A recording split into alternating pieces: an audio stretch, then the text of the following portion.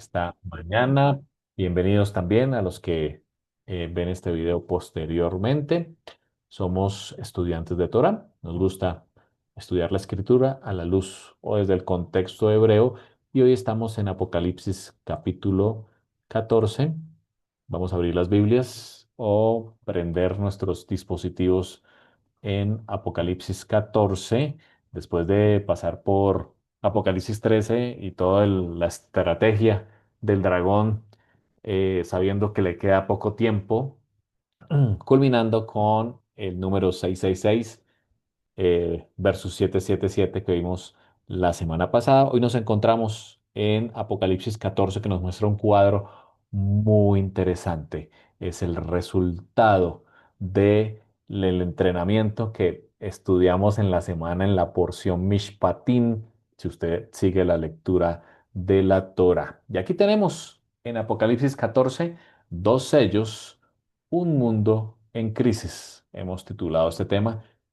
La pregunta es, ¿quién permanecerá en el monte de Sión? Aquí les pongo una imagen del monte de Sión en Jerusalén hoy en día. Este monte de Sión donde el Mesías reinará, desde allí reinará toda la tierra. Pero también es un símbolo de la Nueva Jerusalén. El monte de Sión es un símbolo del trono del Eterno y la Nueva Jerusalén que descenderá del cielo al finalizar el milenio. Así que bienvenidos a todos, especialmente a quienes se reúnen con nosotros, los estudiantes de Torah, semanalmente, quienes también ven este video posteriormente. Lo primero es el contexto profético. Aquí hay un contraste. Ya lo vimos la semana pasada. Hay un contraste entre el capítulo 13, que nos habla de la marca, el número de la bestia, y el capítulo 14, que nos habla del sello del Cordero. Hay dos sistemas, dos lealtades, pero también dos destinos. Es decir, nuevamente, como en la porción Mishpatín, hay una revelación, hay una decisión que cada uno de nosotros debemos tomar, obedecer al Cordero u obedecer al sistema mundial del dragón con la marca de la bestia. Y por ende, dice la Torah, hay dos destinos. Hay vida y hay muerte. Lo primero encontramos en el capítulo 14, versículo 1, dice Juan, después miré y allí estaba el Cordero. Ya sabemos que Yeshua, lo hemos estudiado, de pie sobre el monte de Sión. Esa es una visión hermosísima. Recordemos que Juan está en el cielo, así que está viendo la Nueva Jerusalén y ahí está Yeshua en el monte de Sión, que es la Nueva Jerusalén. Y con el 144.000, ya lo analizamos, eh, cuando vimos Apocalipsis 17 y representa el pueblo de Dios, los que son sellados, el mismo remanente, aquellos que son como la arena del mar y que tienen dos características, guardan la Torá y siguen al Cordero. Esas son las dos características. Aquí Juan los ve en el monte de Sión, como cuando en su visión él veía el monte de Sión en Jerusalén y tenían algo interesante escrito en la frente, el nombre de él, o sea, el nombre del Cordero, el nombre de Yeshua y el nombre de su padre. Las letras Yud, Hei, Bab, Hei están escritas en estos 144.000. Ya lo analizamos, pero hoy vamos a también a recordar algunos temas. Lo primero es si esta escena que ve Juan es después de la venida del Mesías, es antes. La palabra griega kai eidon, donde dice y vi o mire, no necesariamente es cronológico. Aquí Apocalipsis presenta escenas paralelas, lo hemos visto. A través de los capítulos hay paralelismos cronológicos. Es decir, que esto puede ser una escena celestial anticipada antes de la manifestación visible del reino, pero lo que la escritura nos muestra, y hemos estudiado aquí con Jairito, es Efesios 2:6. Pablo dice que cuando estamos con el Mesías Yeshua, Dios nos resucita y nos hizo sentar con Él en las regiones celestiales. Y Jairito nos ha invitado bastante, nos ha hecho esta recordación bíblica, y es que cuando aceptamos al Cordero, entramos con Él en los lugares celestiales. Estamos sentados, dice Pablo, estamos sentados con Él en los lugares celestiales por fe. Así que aquí Juan está complementando el texto de Pablo y viendo a los 144.000 en Sión celestial. Ahora, el monte de Sión terrenal, de donde toma la palabra sionismo, es una palabra que hoy, por supuesto, se usa en ámbitos positivos y también muy negativos, pero realmente el sionismo está en la escritura. El Eterno es sionista porque restaurará a Sión para el Mesías, pero también Sión representa la celestial, lo vamos a ver. Entonces, el Sión terrenal es una colina al sur de Jerusalén, el lugar del reinado davídico. El rey David reinó y sabemos que él es una antesala del Mesías. De hecho, a Yeshua le llamaban hijo de David porque viene del linaje. Yeshua tiene ADN del rey David. Es el centro del templo. Lo vemos en dos textos, ya se los voy a mostrar en la escritura. Vamos a ver. Textos sionistas, el verdadero sionismo, por supuesto, que están en la escritura. Vamos a Salmo. Voy a leer de versión, nueva versión internacional. Lo tengo aquí en mis dispositivos. Salmo 2:6. Dice el Salmo: He establecido a mi rey sobre Sión, mi santo monte. Así que el monte de Sión es un monte santo donde reinará el Mesías, de acuerdo a este texto. El otro texto que aparece allí en pantalla es Joel, capítulo 2, versículo 32. Joel 2:32 dice: Y todo el que invoque el nombre del Señor será salvo. Qué interesante. Todo aquel que invoque el nombre del Adón será salvo. Pablo lo complementa diciendo: es el nombre de Yeshua. Porque en el monte Sión y en Jerusalén habrá salvación, dice Joel, como lo ha dicho el Señor, y entre los sobrevivientes estarán los llamados del Señor. Así que el monte de Sión es muy importante, históricamente es un lugar importante, allí reinará el Mesías, de acuerdo a Salmo y a Joel, establecerá su reino, es un monte que el Eterno separó, de hecho ahí mismo fue donde Abraham llevó a Isaac para hacer el sacrificio. Muy interesante este sitio, pero también es un reflejo, y aquí lo tenemos, de Sión celestial. Y nos vamos a Hebreos, que Hebreos es especialista en este tema. Hebreos 12:22 dice: Por el contrario, ustedes se han acercado al monte Sión, a la Jerusalén celestial, dice Hebreos. Hebreos nos lleva por fe a ese plano celestial, la ciudad del Dios viviente. Se han acercado millares y millares de ángeles a una asamblea gozosa. Así que Sión es la representación también del lugar donde está el trono de Dios.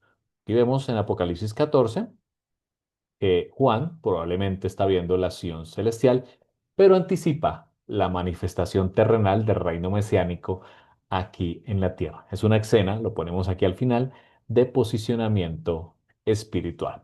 Y aparecen aquí los que llama Juan los redimidos. Volvamos a Apocalipsis 14:3, dice que estos 144.000 son los redimidos y cantan un cántico nuevo delante del trono y delante de los seres vivientes, de los ancianos. Claramente es una visión celestial. Nadie podía aprender aquel himno aparte de los 144.000 que habían sido redimidos de la tierra.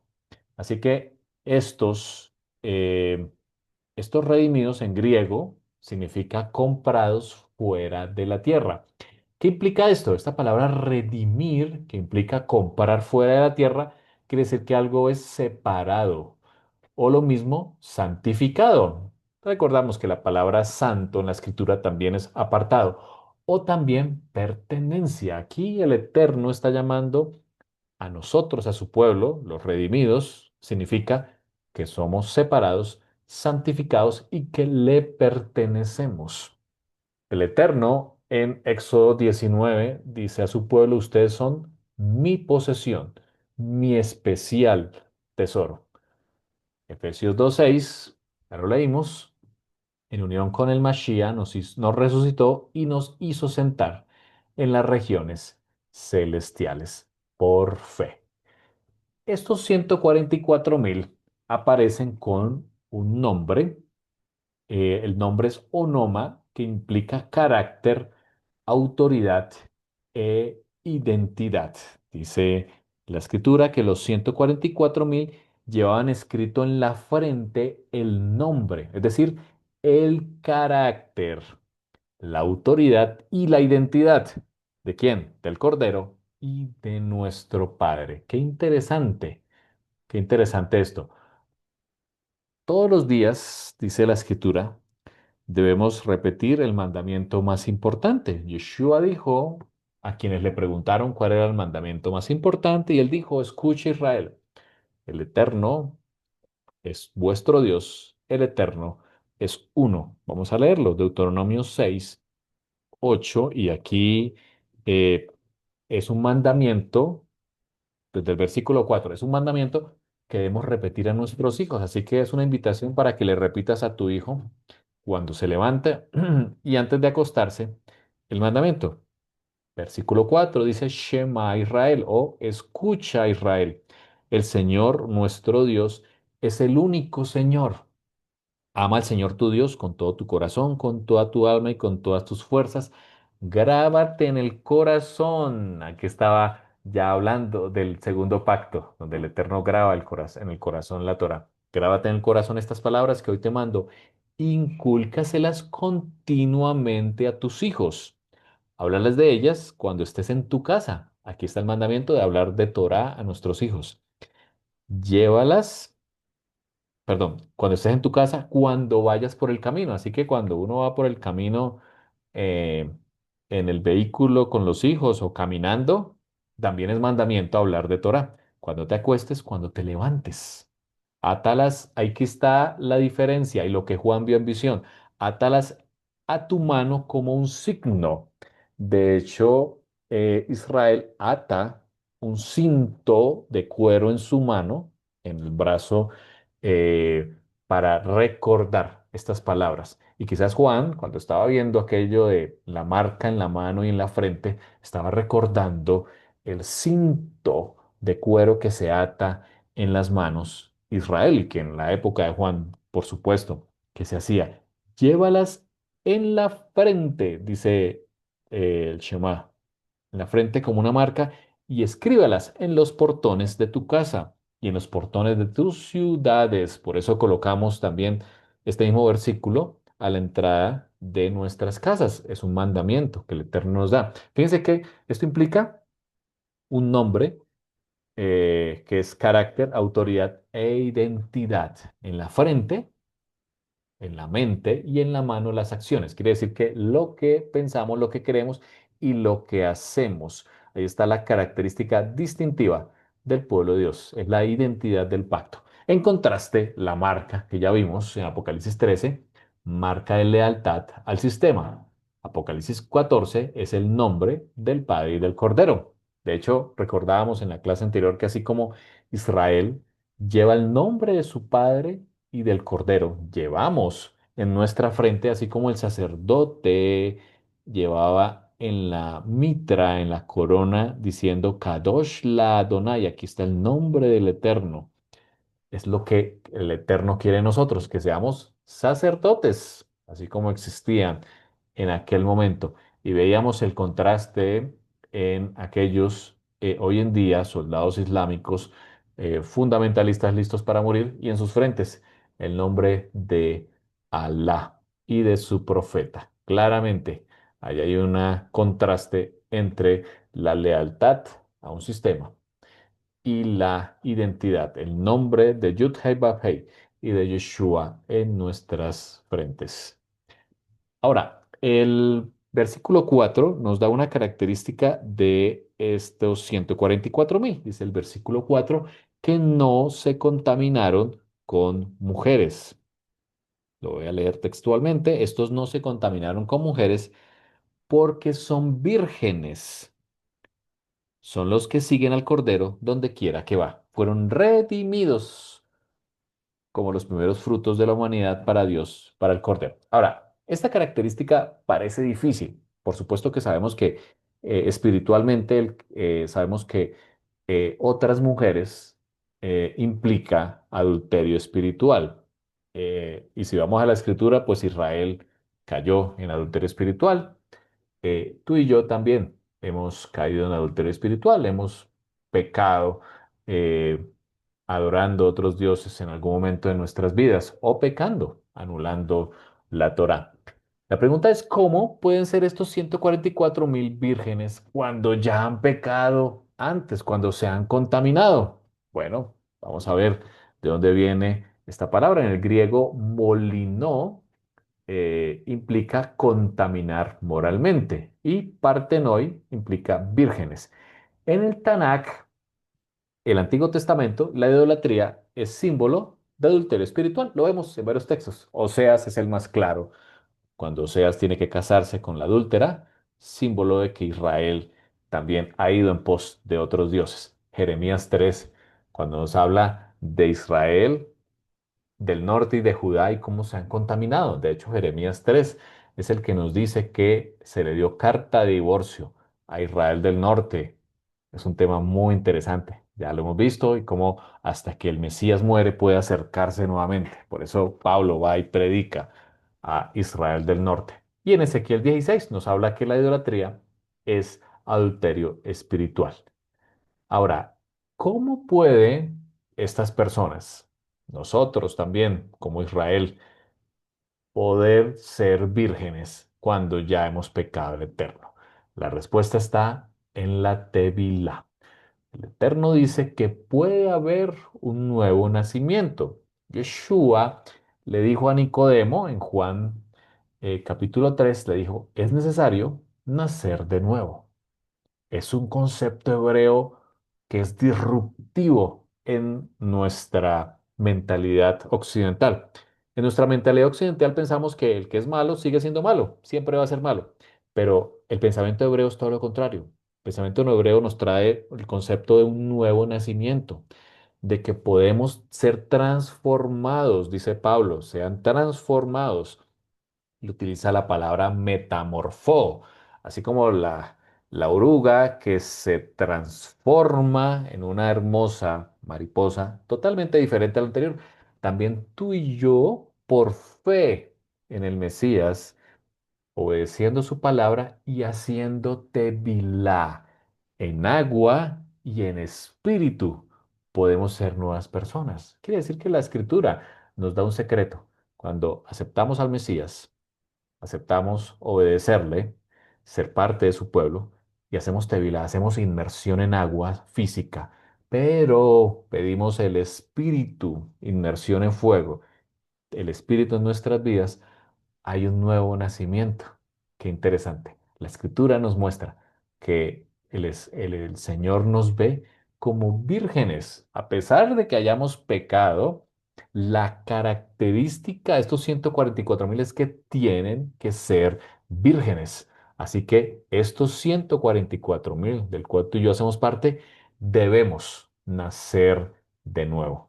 Debemos aceptar al Mesías, obedecerle por amor, hacer tevila, hacer inmersión en las aguas y pedir su espíritu. Recordemos que el espíritu es el sello, dice Pablo. Realmente el nombre del Padre en nuestras frentes es cuando el espíritu del Padre está en nosotros. Creo que es lo más importante del tema Apocalipsis 14. El Eterno quiere que seamos nuevamente vírgenes y Él nos mira como si nunca hubiésemos pecado. Esto es amor inconmensurable. Apocalipsis 14 termina con el mensaje de los tres ángeles, un mensaje muy interesante. Dice la escritura, Apocalipsis 14 del versículo 6, dice, vi a otro ángel que volaba en medio del cielo y llevaba el mensaje eterno.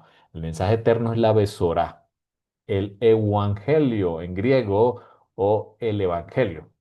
Ya vimos anteriormente que Hebreos 4 nos dice que este mismo Evangelio fue dado a Israel en el Sinaí. Quiere decir que el Evangelio eterno es la Torá. Dice, diciendo, teman a Dios, el primer ángel, teman a Dios, temer es finalmente reverenciar, saber de quién estamos delante y por supuesto es obedecer. Teman a Dios y danle gloria, porque ha llegado la hora de su juicio, de su mishpat. Ya lo vimos en Éxodo 21 esta semana. Estudiamos las mishpatim. Bueno, llegó la hora del mishpat. Así que el Evangelio eterno es temor reverente más obediencia porque ha llegado la hora del juicio. O sea, el ángel proclama al finalizar el periodo de los 3 años y medio, que llega el juicio. Es el momento de rendir cuentas. Y la pregunta es, ¿cómo estamos? ¿Estamos temiendo a Dios, obedeciéndole y dándole gloria?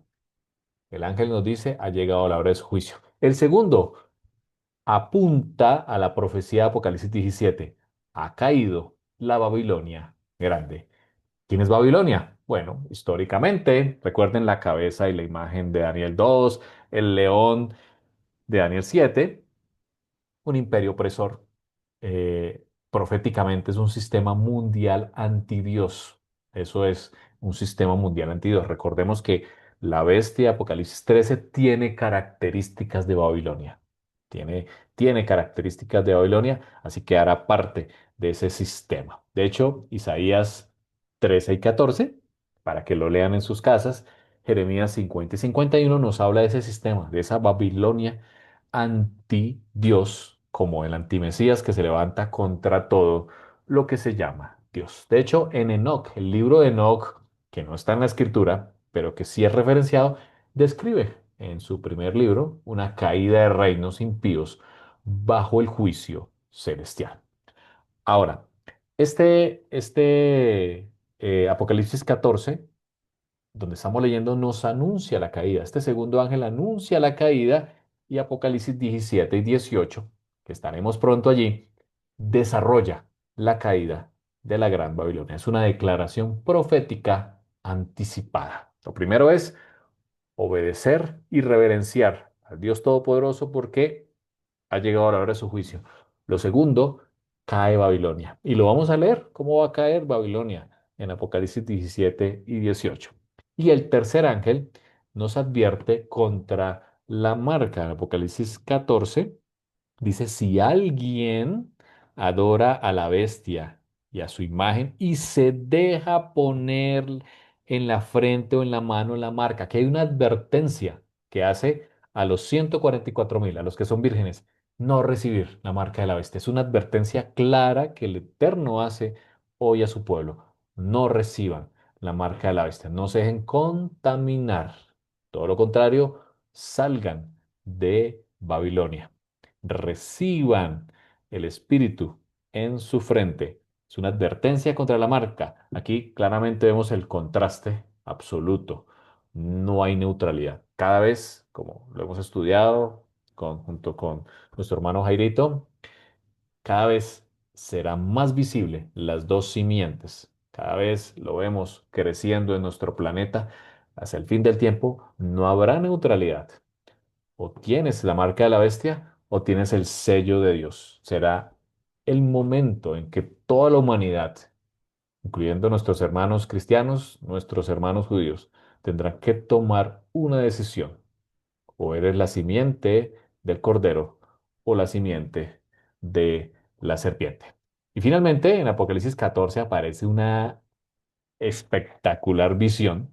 Dice el versículo 14, vi una nube blanca y sentado, aquí Juan lo ve sentado, en Apocalipsis 19 lo ve encima de un caballo, aquí lo ve sentado, o sea, en señal de juicio. La visión de Apocalipsis 14, que es paralela a Apocalipsis 19, en este caso está hablando del juicio. Hay alguien sentado, como se sienta el juez, dice él, semejante a un hijo de hombre. Y aquí claramente le está apuntando al texto de Daniel 7. Vamos a leerlo. Ya lo hemos leído antes, Daniel 7:13. Daniel fue el que primero anticipó esa frase, hijo de hombre, de la cual Yeshua estuvo repitiendo de sí mismo, el hijo del hombre. que era el mismo.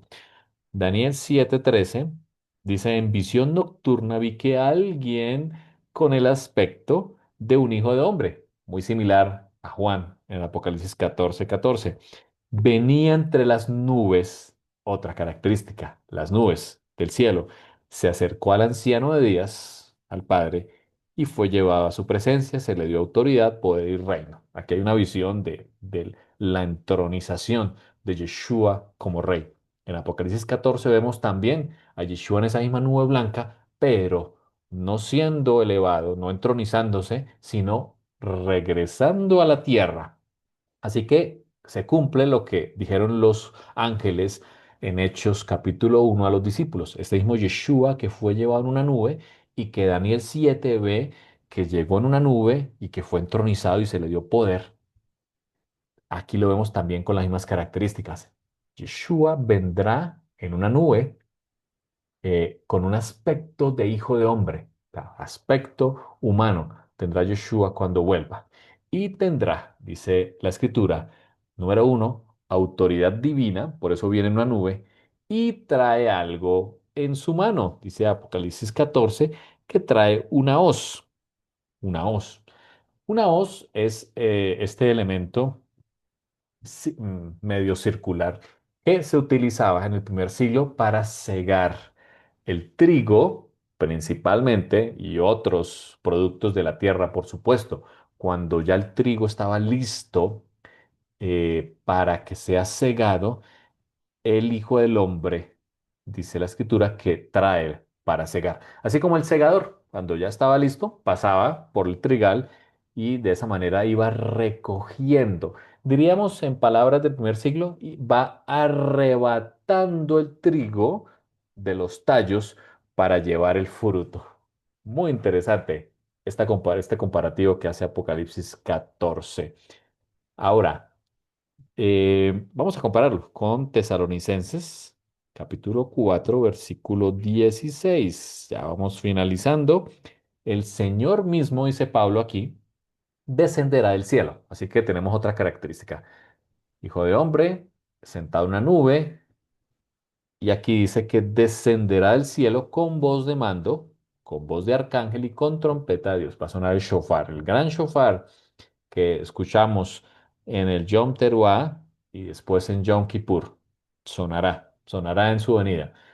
Dice la escritura, y los muertos en el Mesías resucitarán primero. Así que va a haber una resurrección mundial. Eso será un evento sin precedentes. Luego los que estemos vivos, los que hayamos quedado, dice Pablo, seremos arrebatados, como el sembrador arrebata con su hoz el trigo para llevar el fruto. Asimismo, dice la escritura que seremos arrebatados. ¿Quiénes van a hacerlo? Mateo 24 nos dice que serán los ángeles.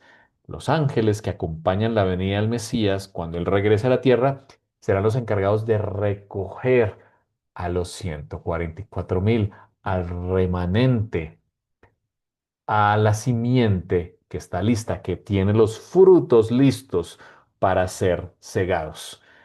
Así que eso hará Yeshua con sus ángeles cuando venga. Hay una parábola que Yeshua nos enseñó que tiene todo que ver con Apocalipsis capítulo 14. Vamos a leerlo en Mateo capítulo 13, versículo 24. Dice Yeshua contó otra parábola.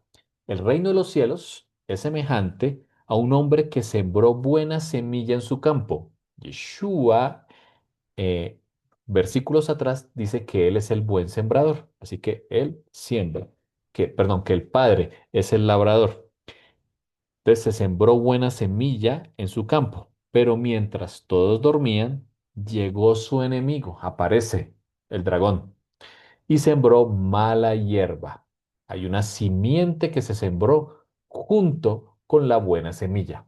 Hay dos simientes, de acuerdo a esta parábola. Y se fue. Cuando brotó el trigo, se formó la espiga, apareció también la mala hierba. Así que aparecen los dos juntos. Cuando el Mesías vuelva, van a haber dos grupos también. Va a haber trigo y va a haber maleza o mala hierba. Sigue diciendo, los siervos fueron al dueño y le dijeron, Señor, ¿no sembró usted semilla buena en su campo? Entonces, ¿de dónde sale la mala hierba? Versículo 28. Esto es obra de un enemigo, dice el Señor. ¿Quiere usted que vayamos? Dicen los siervos, y arranquemos la mala hierba. Y el dueño contesta, no, no sea que al arrancar la mala hierba, arranquen con ella el trigo. Quiere decir que hasta el final, ojo con esto, apreciados, hasta que se haga la cosecha con la venida del Mesías, los dos grupos estarán en pie.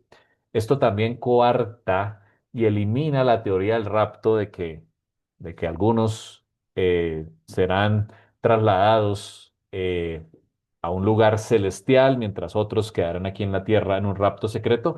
Eso es falso. La Biblia nos habla de una venida del Mesías y un arrebatamiento por medio de los ángeles, pero allí estarán los dos grupos en pie en la tierra y ambos tienen que ser cegados, unos para salvación y otros para perdición. Sigue diciendo, dejen que crezcan juntos hasta la cosecha, lo que está hablando Apocalipsis 14. Entonces diré a los segadores, recojan primero la mala hierba y átenla en manojos para quemarla. Después recojan el trigo y guárdenlo para mi granero. Apocalipsis 14 nos muestra exactamente lo mismo. Aparece Yeshua con una hoz listo para cegar el trigo. Y vamos a leerlo. Apareció una nube blanca sobre la cual estaba sentado alguien con aspecto de hijo de hombre. En la cabeza tenía una corona de oro, autoridad, y en la mano una hoz afilada, como la que tiene aquí esta imagen de Yeshua. Entonces salió del templo otro ángel y gritó al que estaba sentado en la nube, mete la hoz y recoge la cosecha.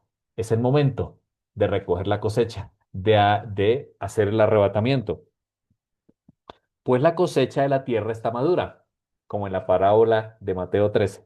Así que el que estaba sentado en la nube pasó la hoz. Esa hoz representan los ángeles, que son los encargados de recoger el fruto. Y la tierra fue cegada. Es el momento de la siega. Del templo que está en el cielo salió otro ángel que también llevaba una hoz afilada. Del altar salió otro ángel que tenía autoridad sobre el fuego y gritó al que llevaba la hoz afilada. Otro ángel, mete tu hoz y corta los racimos del viñedo de la tierra, porque sus uvas están maduras. Aquí se habla de otra cosecha. Uno es el trigo, el que se cosecha para llevar fruto, y otros son las uvas, que también se cosechan al mismo tiempo, pero son llevadas al lagar. Dice Apocalipsis 19 que el ángel pasó la hoz sobre la tierra y recogió las uvas y las echó, dice la escritura, en el gran lagar de la ira de Dios. ¿Qué es el lagar? Bueno, el lagar en el primer siglo era un espacio en mortero donde se colocaban las uvas que se recogían de los árboles. De hecho, las uvas se recogen en la fiesta o alrededor de la fiesta de el Sukkot en el séptimo mes, que por supuesto es un símbolo de la venida del Mesías. Y generalmente eran las mujeres las que con pies limpios y descalzos espichaban las uvas para que saliera, para que se exprimiera el jugo. Aquí Juan está viendo la misma visión, que esas uvas, que es la simiente del dragón, también es cegada, pero echada en el lagar de la ira de Dios. Esto a Juan lo vio también en Apocalipsis 19, que lo veremos, por supuesto, allí cuando lleguemos. El versículo 15 dice que de su boca, de Yeshua, sale una espada afilada con la que herirá a las naciones, las gobernará con cetro de hierro. Él mismo exprime las uvas en el lagar. Ahí está la misma expresión. Exprime las uvas en el lagar para sacar el vino del furor del castigo que viene del Dios Todopoderoso. Y también Isaías 63, vamos a Isaías 63, nos habla acerca de las uvas como un símbolo de la guerra. Yeshua viene a hacer guerra contra los enemigos que están a punto de acabar con los 144.000, el pueblo de Dios. ¿Quién es este que viene de Edom? Desde Bosra. Bosra de Edom es el sur oriente de Israel, bordeando el río Jordán que desemboca en el Mar Muerto. De hecho, es la misma ruta que siguió Israel y Josué para entrar de Jerusalén. Personalmente creo que es la misma ruta que va a tomar el Mesías desde el suroriente y entrar por el oriente, por el Monte de los Olivos. ¿Quién es este espléndido ropaje que avanza con fuerza arrolladora? Soy yo. Aquí habla el Señor. Soy yo, el que habla con justicia, el que tiene poder para salvar. ¿Por qué están rojos tus vestidos como los del que pisa las uvas en el lagar? Realmente el que pisaba el lagar, pues la uva mancha las vestiduras. Apocalipsis 19 dice que el vestido de Yeshua está rojo por la sangre de los que él está eliminando. No es una profecía fácil, por supuesto. He pisado el lagar yo solo. Ninguno de los pueblos estuvo conmigo. Aquí habla proféticamente acerca del Mesías. Los he pisoteado en mi enojo. Los he aplastado en mi ira. Su sangre salpicó mis vestidos y me manché toda la ropa. Ya tengo planeado el día de la venganza, el día de la venida de Yeshua, el día de la siega. El año de mi redención ha llegado. Aquí está hablando del Yobel, del jubileo. Miré, pero no hubo quien me ayudara. Me asombró que nadie me diera apoyo. Mi propio brazo me dio la victoria, mi propia ira me sostuvo. En mi enojo pisoteé a los pueblos y los embriagué con la copa de mi ira. Hice correr su sangre sobre la tierra. Así que aquí vemos el reflejo de lo que hará el Mesías en el nombre del Eterno con aquellos que no decidan obedecerle, todo lo contrario, decidan correr tras la marca de la bestia y eliminar o querer eliminar al pueblo de Dios. Finalmente, aquí se habla, Apocalipsis, de la distancia de esa sangre que va a correr eh, de, por causa del lagar. Ya vamos terminando. Las uvas fueron exprimidas, dice la escritura, fuera de la ciudad, o sea, fuera de Jerusalén, será esa guerra. Y el lagar, y del lagar salió sangre. Aquí vemos una imagen del lagar que está siendo pisoteado y afuera de él donde corre el jugo de la uva que se utiliza, por supuesto, para la bebida respectiva. Esto es un símbolo de que se pisoteará y saldrá sangre, dice la escritura, en una cantidad grande. O sea, no será fácil este día, dicen los profetas, será un día oscuro, un día difícil, un día de guerra, porque el mundo va a cambiar. De allí en adelante el mundo cambiará, se acabará como lo conocemos hoy y será un nuevo mundo reinando con el Mesías. Pero él tiene que guerrear, tiene que acabar contra aquellos que lastimosamente no le sigan. Y sigue diciendo, la cual, o sea, la sangre, llegó hasta los frenos de los caballos. El freno del caballo está en la boca del caballo, así que lo que Juan vio fue un mar de sangre por causa de la guerra del Mesías contra sus enemigos. Y dice en una extensión de 1.600 estadios. Ahora, un estadio son 180 metros. eh, 1.600 serán aproximadamente 288 kilómetros. Ese número 1.600 es 40 por 40. 40, el número 40 es muy importante. Implica un juicio y un nuevo comienzo. 40 días llovió en el diluvio. 40 días estuvo Moshe en la montaña, en tierra y nuevamente en la montaña. 40 días estuvo Yeshua en oración antes de arrancar su ministerio en, en Yom Kippur. 40 días implica prueba, juicio y nuevo comienzo. Aquí nos está hablando de un momento que va a ser difícil, va a ser un juicio contra las naciones y un nuevo comienzo, una plenitud. Si nos vamos al número, los 288 kilómetros desde Jerusalén, si hacemos una medición, pues hacia el norte llegaría hasta el Líbano, al sur casi hasta el Sinaí, al este a Jordania, al oeste al Mediterráneo. O sea, implica un juicio total sobre la tierra de Israel. Será un evento único, un evento muy difícil, un evento donde va a cambiar el mundo para siempre. Finalmente, queremos terminar con esta reflexión. Apocalipsis 14 responde, número uno, ¿quién permanecerá fiel cuando el mundo exija adoración?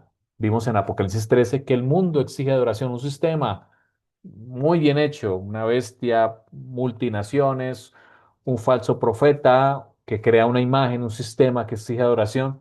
La pregunta es, ¿quién permanecerá fiel cuando el mundo exija adoración? Lo segundo, que habrán dos sellos, dos sistemas y un juicio, que ya lo vimos allí en Apocalipsis 14, inevitable. Habrá un juicio y la pregunta es, ¿dónde estamos hoy en día para este juicio? Este capítulo no es de terror, es una esperanza. Este capítulo nos llena de esperanza de que el Eterno quiere sellar a su pueblo, quiere guardar a su pueblo con alas de águila, como en Apocalipsis 12, pero también quiere salvar, quiere cegar la tierra para presentar este fruto delante del Padre. Qué hermoso es el Eterno con cada uno de nosotros y los planes que tiene para los habitantes de esta tierra. Vamos a orar. Abba, gracias. Gracias, Señor, porque tus juicios son justos, porque vemos el mishpat que has reservado para el fin del mundo. Gracias, Señor, porque nos has llamado para obedecerte, para amarte. Pedimos tu espíritu, que seamos sellados con tu nombre y el nombre del Mesías Yeshua en nuestras frentes. Padre, transforma nuestros corazones para que seamos vírgenes, que nuestras manos sean lavadas antes de subir al monte, como lo hacían los israelitas en el estanque Siloé antes de ascender al templo. Lava nuestras manos, Señor, porque ¿quién se presentará con las manos limpias, Señor? Solo aquel que lo haga se podrá presentar delante de ti. Lava nuestras manos, transforma nuestras vidas.